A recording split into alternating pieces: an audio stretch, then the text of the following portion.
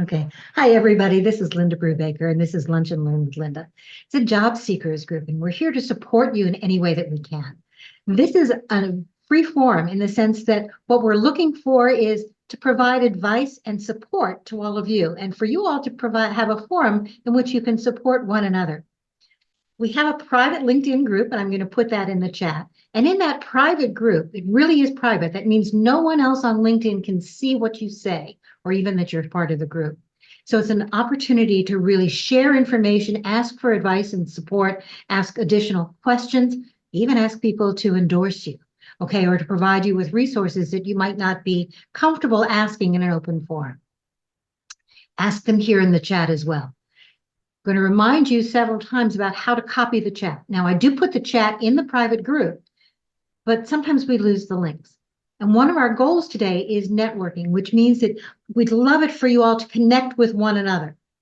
So make sure that you're putting your LinkedIn URL in the chat, along with a couple of sentences, a bullet or two about what kinds of things you're looking for, how we can help you.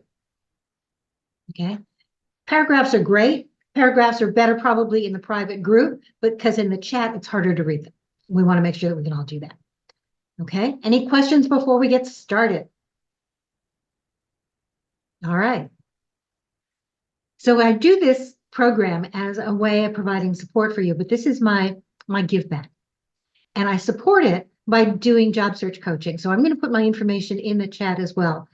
I provide support for job seekers of all ages and all stages in their careers, helping them to highlight, recognize, and really showcase their transferable skills to find their next forever jobs. And I do that with job search coaching, job search strategy, resume assistance, interview prep, LinkedIn assistance, and more. But for this program, this is the give back. But that private coaching, that's what supports my ability to do this. So I'd love to be able to talk with anybody who's interested. In any event, we're going to get started now. That's me. And I'm really excited today that we have a guest expert, Alex Immel. And I'm going to let Alex introduce himself, and then we're going to get into our quick wins. Alex. Hi. Thank you for having me on, Linda, and nice to meet you all. Excited to be here. My name is Alex. I'm based in San Diego and founder and CEO of Next Level Negotiation. I'm obsessed with salary negotiation. And my mission and my goal in life right now, at least currently, is to help as many people as possible get as much as they can out of their job offers and not leave that money on the table that is so often left on the table. I currently work in sales for a marketing technology company called Ibotta, and so my whole job there is really negotiating with clients. But before that, I led a salary negotiation service at a career coaching company. Really immersed myself in that world and learned as much as I could. And then I also founded Next Level Negotiation, which we're a performance-based salary negotiation coaching service. And we help job seekers negotiate 10 to 20% higher salaries on their job offers without looking greedy to their future employers. I've been helping people negotiate salaries for the last 5+ years. Helped hundreds of people at this point, and I'm excited to share everything that I've learned. I have a presentation to walk through, but I definitely want it to be conversational. Feel free to jump in and ask questions. If there's something in the chat, maybe Linda, you can call it out and say, there's a great question in here, or I'll just keep an eye on the chat, but maybe get distracted there. But yeah, excited to chat with you all today. Wonderful. Thank you so much. We're excited to hear you, but let's start with some quick wins. So if you've got a quick win this past week, something you'd love to share, please raise your digital hand so that we can call on you. Okay, Chad. So this is potentially really good timing for me. I had a second round interview last week, was immediately invited back for a third round. Great. So I have those scheduled this week and next. Yeah, thanks. They've also already asked for references as well. So don't know that an offer will be forthcoming, but certainly hopeful that could be on the horizon soon. And then, for Alex, one of the things I'm particularly interested in hearing is, when I had the initial phone screen conversation with the company, they had me enter my salary range when I first applied for the role, and they said, we're probably going to come in at the south end of that. But at the same time, I don't know that when they posted the position that they thought they might end up with somebody with 25 years experience and a decade and a half as a manager and a master's degree in the top program in my field. So maybe my best opportunity to negotiate with them would be like, hey, maybe this isn't a learning manager role, but a senior learning manager role. And they may not have budgeted for that. So I'm kind of curious to hear your take on like how I might sort of maximize my opportunity there. Perfect. Thank you. And congratulations on moving forward. Thanks. Lisa. Hi. So I had a interview for a delivery manager position with the hiring manager and found out quickly that same day that I was moving forward to the next round. So I have a panel interview. Thank you. I have a panel interview scheduled for Monday with 3 people. And I guess their process is 2 panels, like a hiring manager and then 2 panels. So hopefully, Monday will be the first of 2. Sounds wonderful. Congratulations. Thank you. Okay. I'm excited about it. Absolutely. You should be. Okay. And now. Sorry about that. There we go. Diana. Hi. So yesterday I was contacted via email for an interview based on a career fair I had attended in April with the city of Columbus, which I've been trying to get into a, local or state or federal government. So I'm super excited. That's fantastic. And one of the things that you should hear is she went to the interview or the job fair in April, and it's now mid-June. So don't expect that just because you applied right away, that you're going to hear right away. The longest that I've ever heard was somebody who got the interview request actually 10 months after the initial application. So it can take a long time. But congratulations, that's great. That's great. Thank you. Okay.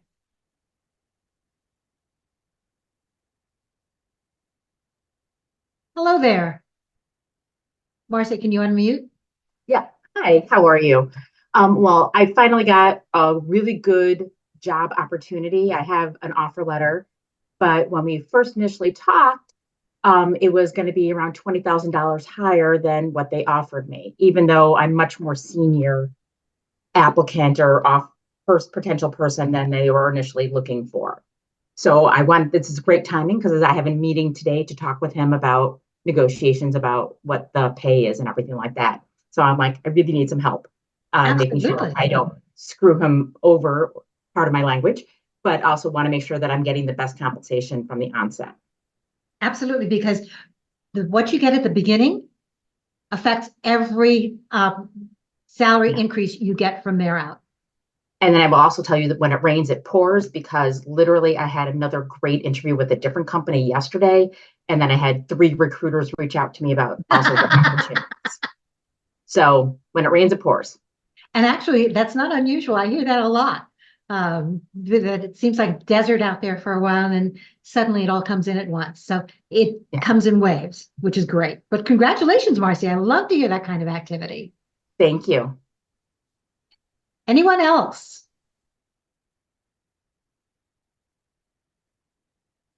All right, then I'm going to turn it over to Alex. Now, remember, what we want to do is make sure that we get your questions answered. So he's open to having questions as we go along. I'll try and monitor the chat. At the same time, we're going to do a Q&A at the end. So make sure that you do have your questions, and you've already given Alex a couple of good scenarios to get started with. Yeah, very exciting, and congrats, Marcy, and awesome to hear some wins from all of you. Sounds like there's some momentum in the job search, which is exciting. And I'm excited to go through this with you all. As I mentioned, I'm the founder and CEO of Next Level Negotiation. We're performance-based salary negotiation coaching. And what that really means is that you don't pay anything up front. You pay just 10% of the difference of what I help you negotiate from the initial offer to the final offer. I also have some other options for folks, just one-off sessions if we'd like to do that. But I'm also going to drop my information in the chat so we can connect on LinkedIn. I'm always happy to have conversations. And then I'm also going to put a 15-minute Calendly link in there.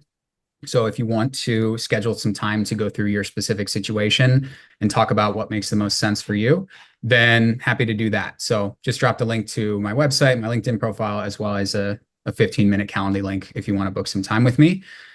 But in terms of today, what we're going to go through is one of the main things that I constantly see coming up, and that's just why you should always negotiate.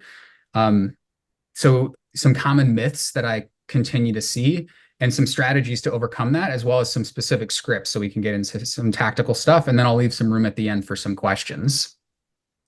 But let's start with a topic that's really, really important to understand, and that's why you should always negotiate. I'm very passionate about that. Let's start with just a quick answer in the chat. What do you think is the percent of job seekers who actually negotiate their salaries in the US? 20, 40, 30, 20, yeah, 25. So the answer is, at least from a Fidelity study, they found 42% of young professionals negotiated their last job offer, yet 9 out of 10 had success who did it. And the problem with not negotiating your salary is that it actually comes at a great cost. You see, salary negotiations have this compounding effect. So, accepting lower pay early on drastically decreases your long-term earning potential. So if you think about an example where an employee enters the job market at $80,000 a year, they will earn $1.2 million less over the course of a 40-year career, assuming 5% annual raises, than an employee that starts out at $90,000. So that extra $10,000 that in most cases can be negotiated is missing out on all these potential future earnings. So really think about it in a compounding way that if you're not asking, you're not only leaving money on the table for this current job opportunity, but for the rest of your career as well. Let's answer in the chat as well. Why do you think someone would not negotiate? And this may be very personal to your heart and maybe some fears that you have around negotiating as well. But give me some ideas in the chat. Like, why do you think someone would not want to negotiate their salary? Lose the offer. Yeah, been out of work for a long time. Yep, absolutely. Feel like you're already at the top end of the range, or they'll go for another candidate. Yeah, these are all really good reasons to not negotiate. And exactly what I've found to be some common misconceptions about salary negotiation. First one being, I'm worried my offer will be rescinded. First and foremost, I will say that it is so incredibly rare to get an offer rescinded. This company, if you think about it, has spent thousands of dollars just to get to the point where they want to give you an offer. They've dedicated all this time and resources to finding the right candidate, and they're giving you an offer for a reason. They believe you're the right one. Companies don't really take that lightly, and they don't want to go to their second choice. They want to go with you, right? So in most cases, they want you to accept the offer, and they even expect you to negotiate and leave room in the budget anticipating that. What I found in my experience is that the first offer is never the best offer in most cases. And think about it, it's a business. Why would they offer the top end of what they can pay right up front? And it's kind of rare that would happen.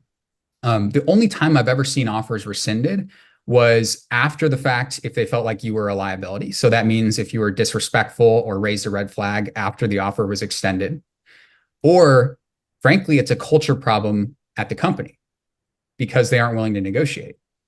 If you think about like just asking respectfully for more money, if they aren't willing to have a conversation with you about it and just say, no, we can't do that, this is the final offer, and they just rescind the offer without even talking to you about it, then I promise you, you're dodging a bullet from a company that is going to be really, really challenging to move up in, to get raises in the future. It's something that you're going to want to avoid. So what I always say is that negotiation is the best qualifier for the company. And people talk about how interviewing is a two-way street. This is the best way to interview the company, is asking respectfully for more money that you deserve for the value that you're bringing, and see how they respond. I also see people saying, I'll look greedy and ruin relationships before starting. And I think that's very fair. I also had similar feelings going through my own negotiation processes. And like, that is a real feeling of hesitancy, right? But like I said, employers are expecting it and even leave room in the budget for negotiations. The only way you would look greedy is if you approach it disrespectfully, right? So to avoid looking greedy, you always want to reiterate your excitement for the role and why you're interested before making an ask. You also want to approach it collaboratively, which I'll get to a little bit later. But I've also found that it actually has the opposite effect if you're negotiating. In most cases, your role will have some element of negotiation.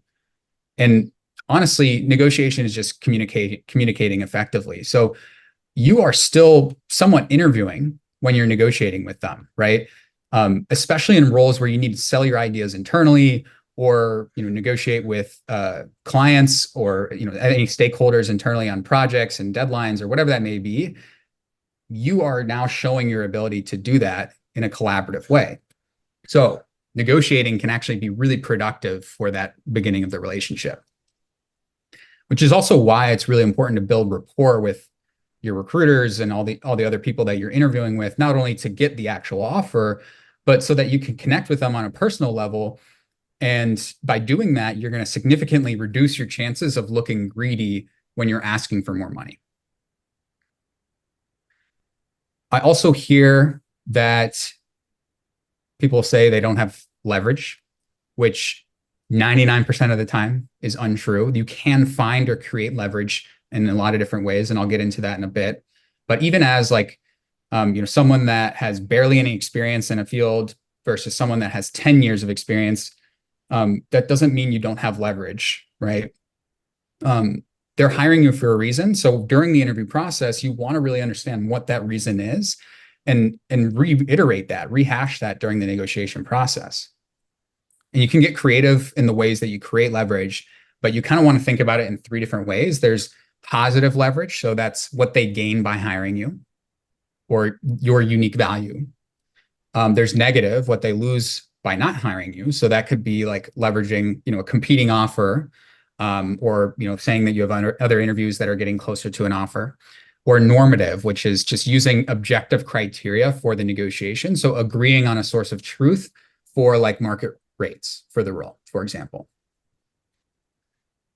I also hear that it's not normal to negotiate in my culture. And I totally get that. I don't know if we have any foreign job seekers in the meeting here, but I've heard this a lot where I've actually lived overseas, and when you come from another country, it's incredibly difficult to adapt, and sometimes you don't want to at all, but you got to kind of look at it as you're learning a new language so that you can get by.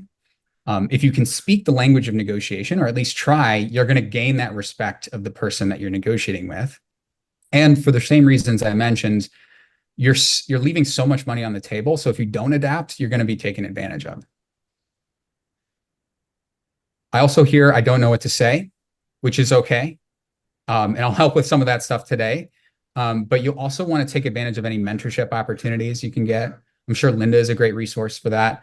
I'm also happy to jump on a call, like I mentioned, and work through some things together. But whatever you do, you really do need to take advantage of the resources at your disposal. It would be irresponsible to yourself and to your family to leave money on the table just because you're not getting the things, the right phrases to use. And you can do that through mentorship. That was a lot that I just talked about. Any questions? I'm not monitoring the chat, but maybe there's some. So far. Okay. Cool. There's one that asked about many people start at the top of the range. How realistic is the top of the range? Is there wiggle room in that normally? So that's a really good question. I hear that a lot. What I've found, and I don't have data to back this up, but I have had conversations with a few recruiters. And so anecdotally, I can say that in some cases, companies post just the low to the midpoint of the range that they can actually pay. And there's this hidden top end of the pay band that they're not telling you about. And that's not every case, but that doesn't mean you shouldn't be asking. So if you're at the top end of the pay band that they share, whether that is just what they're sharing and there's actually more room to negotiate there, or in a situation like I think Chad, you mentioned, where you feel like maybe you have more value to add and potentially there's a higher title that you can get. That's what you could be negotiating, so that now you're in a different pay band and you can get in level up in terms of compensation there. Right. So Great. instead of like a regular manager, now it's a senior manager, and you're talking about a different compensation bracket. So double check the ranges when people post. I'm sorry for interrupting, Alex, but in some states now, I think it's 13 or 14 states, you're actually required to post the range for the job on the job posting.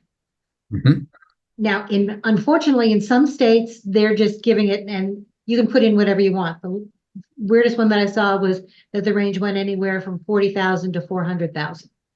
But states like Illinois, where the law will go into effect in January, require it to be the actual range that you would use for that job. Colorado does the same thing. So at the moment, if you're trying to find what those ranges might be, Colorado is a good place to take a look and then do your own comparison in terms of cost of living. Because Colorado requires realistic, here's the actual salary range. But as a recruiter, I will tell you that if I'm telling you what the range is, I'm probably not going to give you the full range. I'm going to give you, you're right, Alex, probably up to the midpoint.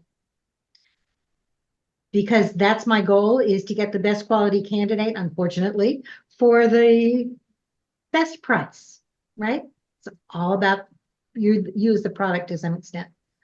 So yes, there is normally wiggle room there. The only case that it might not be wiggle room is if what we're talking about is an EEO kind of an issue, an equity issue with other people within the organization, or I'm hiring several people at the same time. So just so you are aware that those are issues. Yeah, and building off that as well, if that range that's posted truly is the range, there are still other components that could be negotiated, right? There's so many things that are part of that total compensation package other than just base salary or bonus. In fact, even on those ranges that are posted, sometimes they're not including what the bonus could potentially be, and they're just sharing, here's what the base salary is, but you have so much more earning potential in whatever your bonus is. Maybe there's equity as part of the compensation. Maybe you can get more PTO, or, there's benefits that you can get, or a stipend in some way for like learning and furthering your professional development. So there's a lot of other things that could be negotiated as well. Absolutely. And those ranges normally do not include anything other than base salary. Yeah. Okay. Okay. Moving on, let's talk some specific strategies. Main one being collaboration over confrontation. This should be your mindset going into any negotiation. And oftentimes candidates will get nervous getting onto calls with recruiters to discuss compensation. I know it can be nerve-wracking, but you can simplify the conversation and change your mindset when you realize that the recruiter is not necessarily the decision maker, and they want you to get hired as much as you want to. They are simply the messenger. They are the advocate for you internally. And it's incredibly important to be on their good side, because they're going to be the ones going back and fighting for you to get the right salary internally, if you're worthy of that, if you're showing your value during the interview process and you're able to articulate that as well. So instead of going into the call of, getting the salary you want, you can go into the call maybe with the goal of getting the recruiter to agree to ask for more on your behalf, which, could sound something like, how much trouble would I get you in if I asked for $120,000 as the base salary? Or, would I put you in a bad position if we approached with a counteroffer of 150,000 total comp? Right. So now you're like approaching it more collaboratively. You're trying to understand their position, and it's not a confrontation of I need this or I'm running away type thing. Right. One thing I've also found is helpful is to think about the negotiation as a problem-solving exercise with a coworker. So you're just solving a problem, and the problem is really just what's the best possible compensation package that we can create for this really good candidate, and you just happen to be that really good candidate.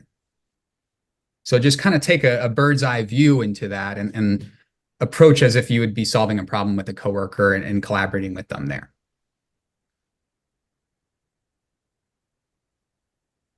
A couple other strategies on finding or creating leverage are to, one, just research market rates, right? So this is something that I always recommend doing just to understand your level, your specific title, where you're located. All of those factors, play into the compensation package. And there are a ton of resources out there online. I have a few favorites. I'm happy to share those as well. But one thing I do want to mention about this is that it's important to understand your market rate for the role, but I would never lean on that as the only argument for you getting the salary that you want, because frankly, they're going to pick holes in whatever source that you're bringing to the table.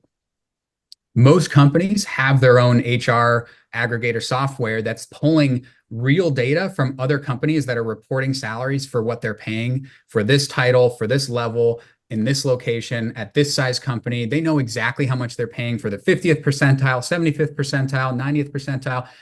So they're just going to look at those sources that you're pulling from Glassdoor or Indeed, and they're going to say, okay, yeah, I mean, that's great, but we have our own resource that we're using, right? So I would say use that to understand where you fall and if they're way off base, but don't lean on that in your whole argument.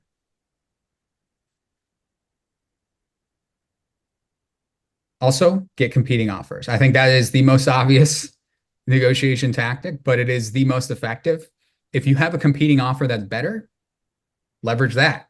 If you have a current salary that's better, leverage that, right? So that is the easiest way to make more money on your job offer. And then the last thing would be just articulate your unique value proposition. Like, what is the value that you're bringing to this company? That's what they're paying you for, is it's just an exchange of value, right? So what you can think about during the interview process are the problems that they're facing, how you'll solve them in that role, and then the results they will see, and being able to articulate that concisely and clearly once you get to the negotiation stage to reiterate the value that you're bringing that's unique and beyond the scope of the work, then they're more likely to give you an offer that's better. I'm seeing some stuff in the chat. It'd be great to learn more about the different phrasings to be used when working with your recruiter to speak on. Yes, I'm about to get to some really cool phrases that you can use, just some quick things that will be helpful in that context, but I'll make sure to get to that. For remote jobs, do companies consider where you live for the offer?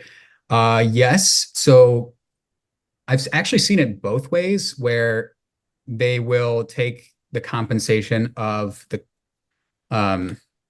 the headquarters of that company and say, this is where we're basing all our compensation off of. But I think in most cases, it's wherever you're located, they're actually tiering you out. So what I mean by that is people talk about cost of living in salary negotiation a lot, but what you actually need to consider is cost of labor.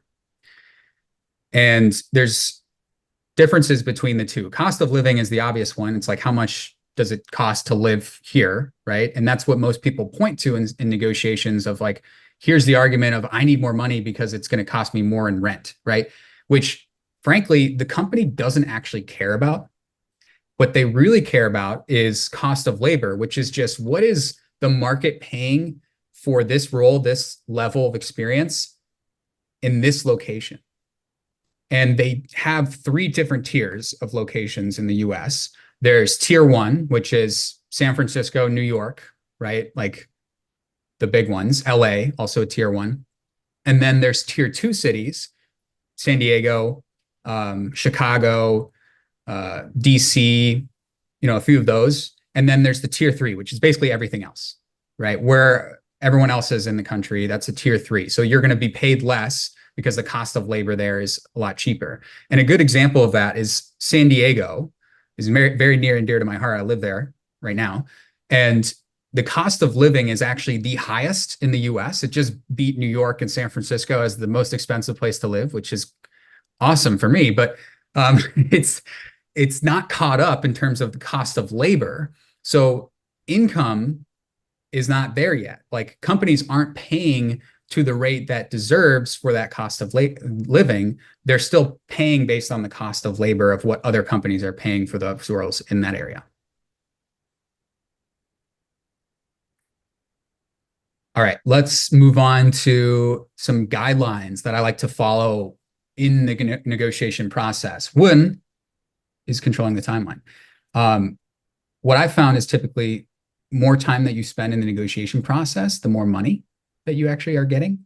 And you also want to control the timeline. So typically when a company gives an offer, they will give you a deadline, which, by the way, is typically negotiable as well. If you have a legitimate reason, I would try to get back to the company as soon as possible, right? Maybe 2 days tops, or if you have the weekend to think it over, try to get back to them on Monday. But you do still want to control the timeline. So if you have other interviews that you're going through, trying to keep control of that, where let's say they give you the offer on Monday and you know that you're going to get another offer maybe by Thursday, then saying thank you so much for the offer, I can get you a response by the end of the week, right? Rather than them saying like I need a response by this date, you say I can get you a response by then, right? So try to control it and be transparent with other timelines as well. I also recommend using phone over email. Reason being, it is a lot harder to convey tone over email. Mm-hmm. So things can be very easily misconstrued. And then it's a lot easier to say no over email as well. Like if you think about it, there's probably been a time where you've looked at an email and thought, how do I respond to this perfectly? And you get feedback from other people. You draft this perfect response of the exact reason why you can't do something or why someone needs to do something, right? So that's the exact situation going on the other side. It's a lot better to do it over the phone because then, they're thinking on their feet. Maybe they're more willing to be flexible and it's a lot more personal, right? So that's what I always recommend. At least the first conversation about negotiation should be done over the phone. And then if there's any follow-ups, sometimes email is okay in that sense.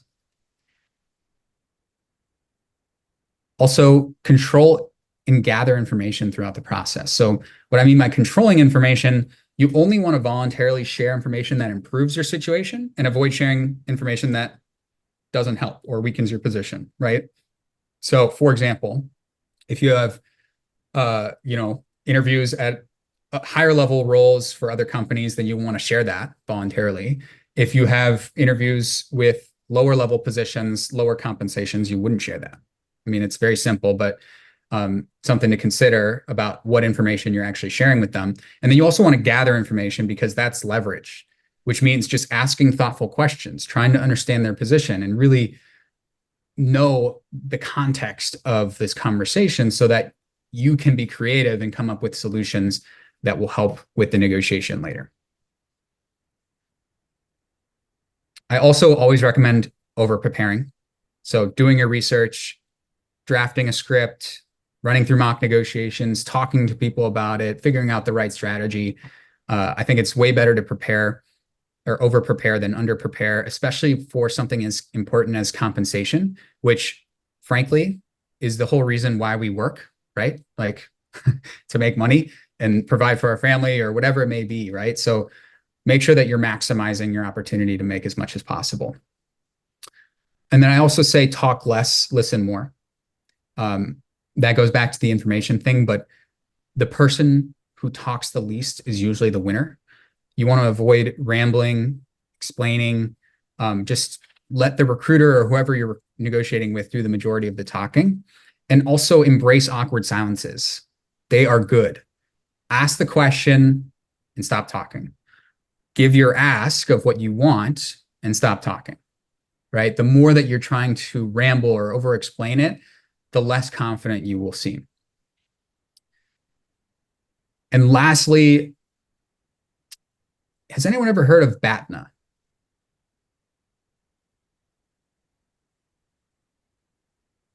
No, okay. BATNA is just a negotiation term. It means best alternative to negotiated agreement. Basically, what is the alternative if I don't say yes, right? Before you go into a negotiation, knowing your BATNA and knowing when to walk away from a subpar offer is really important, because if you don't have a BATNA defined before you go in, typically you've already lost that negotiation. Now, I understand there's a lot of situations where people have been in the job market for months, years, right? Like it's really stressful, and they've gotten to the point where they finally have an offer and they'll accept whatever is thrown on the table. So I totally get that. In those situations, there isn't a strategy where I would just recommend asking if there's any flexibility on the offer and leaving it at that. However, you can also figure out what is the alternative. Maybe there's other interviews you have in the process, or maybe there's more runway that you have that you're willing to dip into if you don't get a certain amount. So always think about what your BATNA is.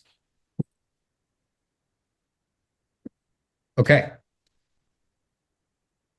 Now, in the negotiation process, a lot of people think of negotiating at just the stage where they give you the offer, right? But are there any other stages in the interview process where you might also be negotiating?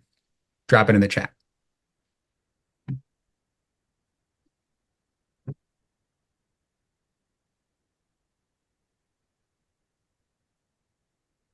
Yep. When they ask you what your salary requirements with the recruiter, 100%. Yeah. Spot on. Let's talk about those stages. First thing is the recruiter screening call, where they ask you that salary expectations question. Or it could even be on the job description, like someone mentioned earlier, or on the interview, or the application. It could even be on that, where they ask you to put in a range, or what your desired compensation is. Handling this question gracefully is incredibly important, because what I've found, and this is probably the most controversial topic in the salary negotiation world, and so I have an opinion on it, which my opinion is correct. But I think this is really, really important to think through before you have that conversation. Because what I found is, if you give a number, whether that's a specific number or a range, giving something too low may undervalue yourself, or giving a number too high may immediately disqualify yourself from the interview process, when in reality, it could be a good opportunity for you. And what recruiters are doing there is they're just qualifying. They're trying to understand if you fit within the pay band. And either intentionally or unintentionally, they may be putting you at a disadvantage there. So I always recommend turning that question back around to the recruiter. And I'll get into a script of exactly how I recommend phrasing that. But recruiters have different opinions. Other coaches have different opinions on how to approach this. That is my philosophy, at least, which, as I mentioned, is correct. And I will agree with you. And I often tell people if they get asked what salary you're looking for, at least in an interview, go back to them and ask them what the range is, and you'll be happy to say if you can work within it, or even what is the budget.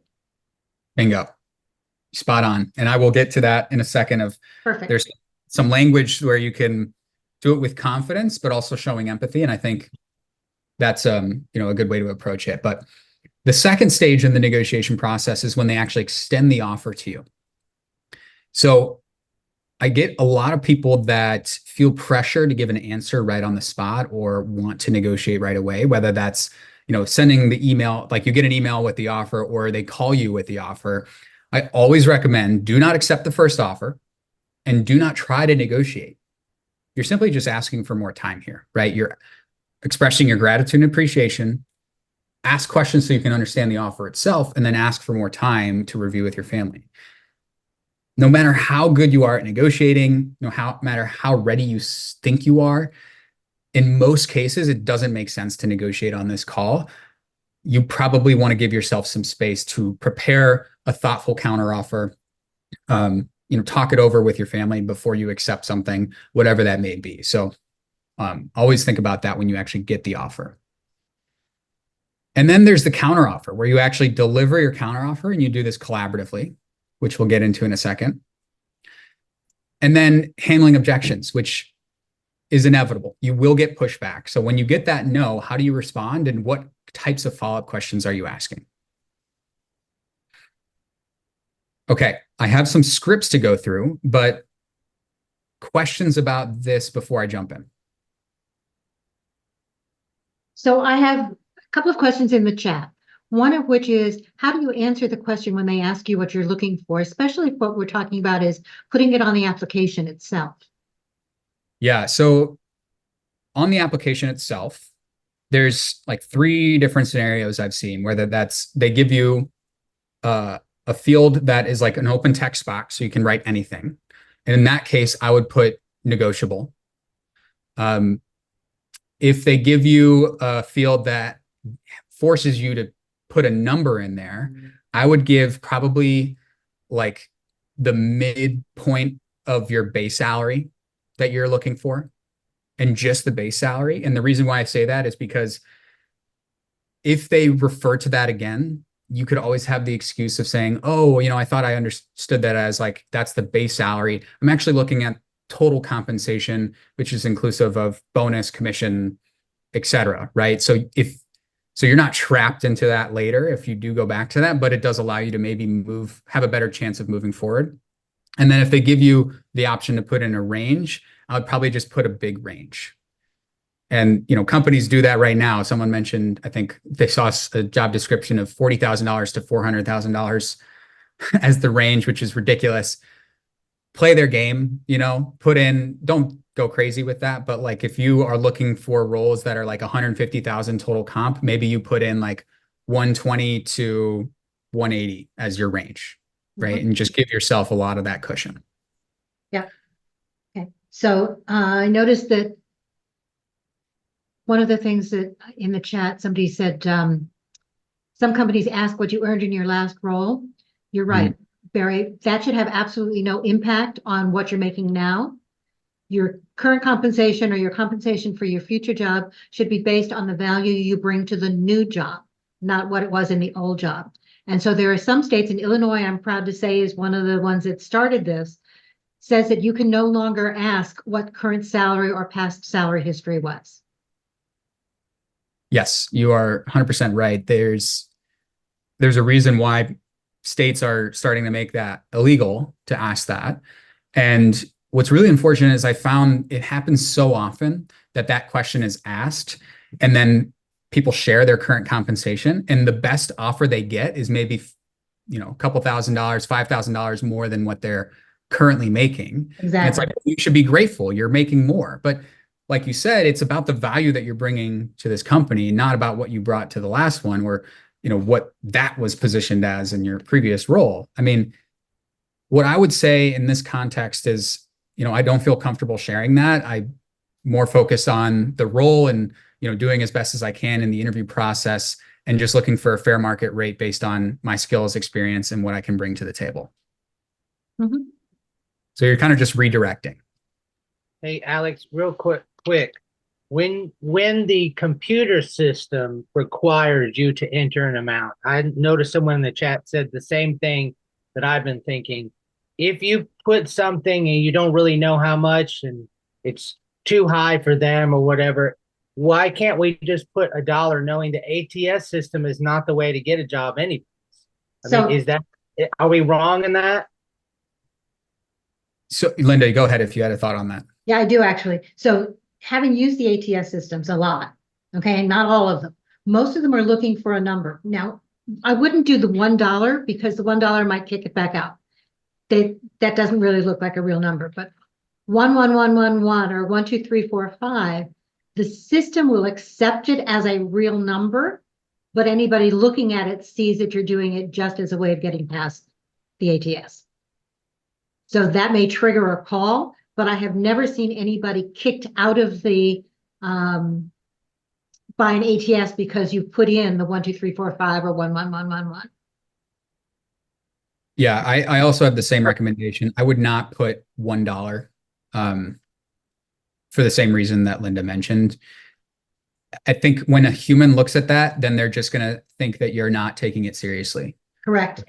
So, yeah, I used to say $1 or, $0 or whatever it was, but going through my own job search at some point, I realized that I wasn't getting any responses when I would put that down. And then when I started putting like negotiable or putting in a big range or whatever that was, I started to get more applications accepted. So just from personal experience, I found that it is more effective to just kind of do what you need to do there. That's perfect, because a lot of times it won't let you put the word negotiable. It wants an amount. So I like the idea of 1, 2, 3, 4, 5, or 1, 1, 1, 1, because I would, until now, I've always said put $1 unless they give you the range. So the other thing is that if you need to, you can do a range, but go to a site like salary.com, payscale.com, look at the job in another state that is requiring a range, and then put in a range if they ask you about it during the conversation. Based on what I know now, this is what I think I might be looking for, but tell me about what it looks like for you. And then as we get further and you know me and I know you and we know the job, then we can talk again. Bingo. So the question, Susan, you asked, why would they take 1, 2, 3, 4, 5 more seriously than 1? Because the systems are looking for at least, unless it's an hourly rate, they're looking for at least a 5-digit number. Yeah. And I also would say if you do, I think I think it's okay to enter in, as I mentioned, like a range, or if it gives you a specific requirement to write in a number, then give like your midpoint of what you're looking for in terms of base salary. It's not like something that you want to like trick the system necessarily. You just want to get the interview. Like that's the goal, right? So make it work for the computer, but then also when a human looks at it, you want to understand that they're going to be like, okay, this person is taking this seriously, right? And if you wanted to, you could also, sorry, Alex, but in your cover letter, if it's one of those that requires you to put in a number and you have not put in a range, you can also say something in your cover letter about being negotiable for salary based on what the role is and once they know you and all the rest. And Timothy has a hand up. What would you do for an hourly? What would you put in for an hourly or not? Well, it depends on obviously the role. So what I would do is look at market rates for all of these, like look at market rates for the role and find like the midpoint or median of what most sources are pointing to in terms of like base salary, or if it's hourly, the equivalent of that hourly, and enter that in. And then when you're negotiating with them, talk about total compensation as other aspects of that cash compensation package. And I can talk to you a little bit. I'll get into the scripts and I'll share some strategies when you get to that point as well. Great. Thank you. So let's talk about these scripts. We have about 8 minutes left. I want to get through some of these because I think they can be really helpful for folks. First things first is the recruiter screening call. This is when you handle that salary expectations question. And again, I like to turn the question back around to the recruiter, because if you give a number too low, you could undervalue yourself. Number too high, you could disqualify yourself. So I do it from a place of confidence, but also showing empathy. So what that might sound like is, what are your salary expectations? Or they could say, what are your salary expectations? You say, I'm aiming for the high end of whatever you can approve. I'm confident I can give way more value than whatever that is, but I'm sure you have a specific budget for this role. What is that budget? And I can let you know if it meets my expectations. I like So that.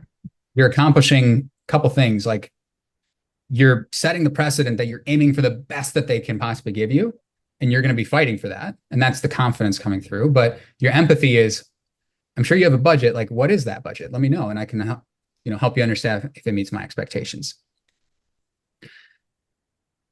And then let's say they share a range. What I would always respond with, no matter what range they give you, whether it's really, really high, and you're like, wow, okay, I would accept that on the low end of it, or if it's low, but close enough to what you're looking for, what I would say is, thank you for sharing. That's super helpful. My expectations were initially a bit higher than the high end of the range you provided, but I can be flexible for the right role, and I'm really excited about this opportunity. So I'd love to move forward. And what you're doing here is not only are you setting up yourself up for success later, where you maybe have some wiggle room in the negotiation later, but you're also doubling down on your interest, and that you're saying you're very flexible, you're willing to work with them, and you're very excited about this role. That's the whole point of that recruiter screening call, is to see if you're actually interested, right? So that's helping you accomplish that in this. John, how about if you're looking at an executive role? In those situations, I found maybe it's more often that you're speaking with, the hiring manager, like maybe the CEO or someone like that.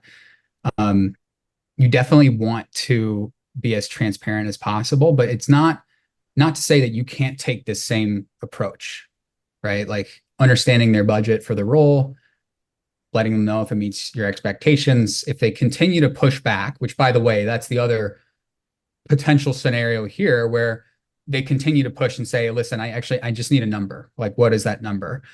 What I would do is just share a big range where, let's say you're looking for roles at like $250,000 maybe is what you're, aiming for. And you say, well, I've looked online and I've seen roles for my level of experience, are ranging anywhere from like 190,000 to 290,000 in total compensation. And I'm not really sure what would make most sense until I know more about the role and what kind of value I can bring. So, I'm just focused on making sure that I can do the best in the interviews, and then would love to have that conversation later on. Mm-hmm. Okay. Any other questions about this? Keep going. Cool. The next stage is the offer call, when they actually extend the offer. So you've gone through the interview process, you've done your best in the interviews, and then they actually extend the offer. And in the interest of time, I'll go through this quickly, but your first thing is to show genuine appreciation. Then you ask questions so you can understand the offer itself, and then you ask for more time to review with your family. So what that might sound like is, thank you, I'm incredibly grateful for the offer, really excited about the opportunity. What kind of healthcare coverage do I get? Is there 401k matching? How does the equity component work? How did you come to this offer? Which is a really great question to ask, because that's more information that you can leverage later on. And then it's just wrapping up with, thank you. Again, really excited about this opportunity. Would love to give this some more thought and talk it over with my family. Could I have a couple days to get back to you? Right? Then it's the counteroffer. And you want to do this collaboratively. There are a couple different approaches that I recommend. But if you're looking for like the short and sweet version, typically what you'll do is you'll get back on the phone with them. So you've given yourself a day or two, and you schedule a call with them to discuss the offer or ask any other questions. You start the call with some warm-up questions, I like to say. So like if there's anything else that you need to clarify about the offer, that's when you ask it, kind of get the conversation started. And then you lead into, thank you again for the offer. I've done some research and found people in this role are earning up to $200,000 in total compensation. I'm confident I'm worth that value because of this. For those reasons, I feel a lot more comfortable if we could settle on 190,000 as the total comp. If you can match that, I'll stop interviewing with other companies and sign right away. And then silence. Do not talk. Do not try to continue explaining. Just let them sit in that awkward silence and let them respond before you go into it further. And you want to be really concise, short and sweet with this. At this part, you don't want to get too wordy. You can just say, I'm confident I'm worth that price because I have 20 years of experience in the field, and I've done this exact same thing before. So I can come in and ramp up really quickly. For that reason, I'd be a lot more comfortable we could settle on this. This is also a really important phrase. It's a give-get, right? It's like, if you can do this, I'll do this. So if you can match that, I'll stop interviewing, I'll sign right away, or I'll put in my 2-week notice and get on board as soon as possible, right? But this is really important to customize for yourself, right? This is just kind of a template that you could use when you're thinking about how to approach that conversation. But every conversation is different. Every situation is unique, and you're gonna have to customize it for yourself. There's also another approach that you could use of using what I call a compensation proposal, where you essentially bring like 3 different options of here's like this total comp that we're trying to get to, and we can do a high base salary, low bonus, medium equity, low base, high bonus, medium equity, like 3 different options that get you to around the same total comp. And you use it as a starting point. You say, hey, listen, I just sent you an email with 3 different options of how I think we could do this. Would love to use this as a starting point to collaborate and figure out the best path forward. Which of these options makes the most sense for you? Alex, does that approach work better if you're talking more in those executive level positions where the equity is really part of the issue as opposed to more of the professional level positions? Yes. Yeah, I would say more of the executive level roles, but I've seen it work for all levels, right? I think the concept of that rings true, where you're thinking about it thoughtfully, you are collaborating with them and trying to understand their position and where they can flex. And people really respond well to, seeing those options laid out. Thank you. I know we're at time. I do want to just jump real quick into handling objections because Yes, I think please. it's important. No matter what they say, whether this is the best and final offer, or it's trying to use a scare tactic, like if you don't accept this offer, it could rub the hiring team the wrong way. Whatever they say, it's either a tactic that they're using or they're serious, but you do want to ask a thoughtful follow-up question. So what that might be is like, given what you know about how I did in the interview process, would it be unreasonable to go back and ask the team if there's any flexibility? Right? Or one of my favorite phrases is, what's the best you can do without putting yourself in a bad position? Or if it's the CEO that you're interviewing with or negotiating with, what's the best you can do without putting the company in a bad position? And now you're just showing empathy for their role and their position. And you're just trying to get as much as you possibly can get out of it, but with an empathetic response. I have a lot more where that came from. Obviously, I'll drop these links in the chat as well to a Calendly link that you can use to schedule some time with me. My LinkedIn profile, please connect with me, and my website. But hopefully this was helpful, and I appreciate you all taking the time to listen in. It was incredibly helpful. Thank you so much. We've had several comments asking whether or not you might be willing to share the slides. Absolutely. I'm happy Wonderful. to do that. If you send them to me, I will put them in the private group. Okay. Okay. Can you stop sharing for just a moment? Yes. Sorry, because I can't do anything else until you do. Okay, thanks. So what we're going to do is we're going to add those then as soon as he gives those to me, I will add them into the private group. It's another reason to make sure, guys, that you have joined the private group. Okay, so that we can get through all this information. Connect with Alex. He's got a lot of great resources. Follow him on LinkedIn. He's really willing to provide lots of different resources for all of us. So we really thank you for that. Any final questions or anything else you'd like to say, Alex? No, I'm just very happy to support. I'm very passionate about this stuff. As you can tell, I love it. I'm obsessed with it. And so the more opportunities I can get to help people out with their negotiations, the better. So That's fantastic. We really appreciate it. Thank you so much. It's my pleasure. Thanks for having me. Absolutely. Any other questions before we go, guys? Because I know we've gone over time and I don't want to keep Alex. Linda, can you share the info for the private group or add me to it? I will share the info for the private group again. Absolutely. Okay. So with the private group, as a reminder, sorry, I have to find it. Okay. For some reason, it's not clear. There we go. I would just say, Linda, Alex, it's obvious to me that you've studied negotiating to yes and probably taken a Wilson Learning course. I actually have not studied that one, but I started with Never Split the Difference. That's what got me into negotiation by Chris Voss, and have mostly just spent most of my time like talking to job seekers, interviewing recruiters and trying to understand their perspective, and just practicing as much as I can. But yeah, I've heard great resources and next on my list. Well, that Yep. BATNA term. Yeah, BATNA, that's definitely one that I've heard from other folks as well. Yeah. Mhm. Okay, so I just put my information in the chat. I put the information about how to join the private group.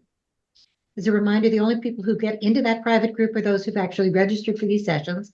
So it's important to know that you can be really free with what you're doing and asking your questions and sharing information and supporting each other, which is really what I like about that. So that will go there. I will put this recording, try and get that out there tonight. And I put the links in the private chat as well. You can also just subscribe to the YouTube channel, and then you'll get a notification every time I post a new video. Fantastic. Yes, do connect with one another. Thanks, Timothy, TJ, for adding all your information. I appreciate it. And I think, Alex, you've got a lot of great comments in there. People are really pleased by what you shared. You really shared a lot of great information.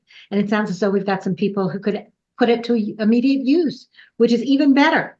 And for those of you who can, make sure that next week you share your wins. Tell us how it goes. Great job, Alex. Thank you. Okay, I'm going to turn off the video.